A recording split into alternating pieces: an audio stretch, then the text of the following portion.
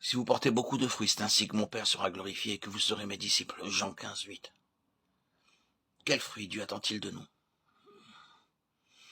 Il nous dit, mais le fruit de l'esprit, c'est l'amour, la joie, la paix, la patience, la bonté, la bénignité, la fidélité, la douceur, la tempérance. La loi n'est pas contre ces choses. Galates 5, 22. Le fruit de l'esprit est l'expression même du caractère de Jésus-Christ, dans son harmonie parfaite.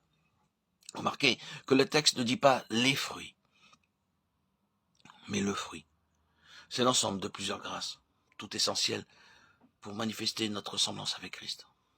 On peut voir des chrétiens joyeux qui manquent totalement de patience. D'autres sont très patients dans la souffrance, mais ils ont toujours le visage triste. Certains chrétiens ont beaucoup de foi, mais très peu d'amabilité.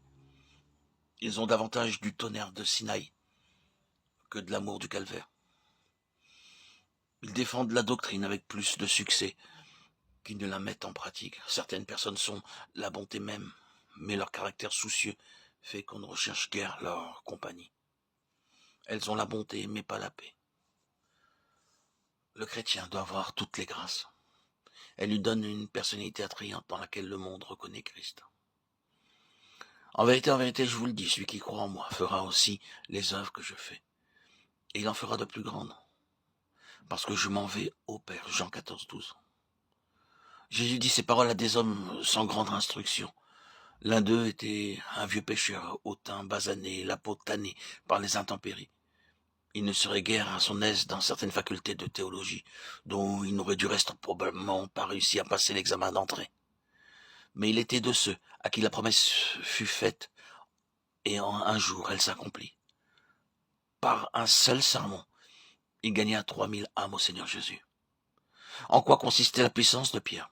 Est-elle due à un charme personnel, à une bonne éducation, à une volonté de faire? Non, bien sûr. Bien qu'il eût beaucoup de qualités chez ce vieux pêcheur impulsif et plein de zèle, aucune d'elles ne pouvait faire prévoir un tel accomplissement de la promesse du Seigneur. Ici, Dieu nous indique clairement le secret de la puissance de Pierre.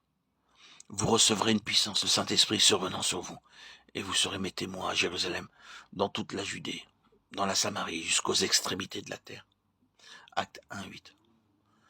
Nous n'avons pas naturellement en nous la puissance qui doit nous permettre de faire les mêmes œuvres, et même des œuvres plus grandes. Cette puissance appartient à Dieu. C'est le Saint-Esprit, lequel est à notre disposition, si nous sommes entièrement consacrés. Cette puissance naturelle, l'avez-vous? En avez-vous vu les manifestations dans votre vie, dans votre témoignage?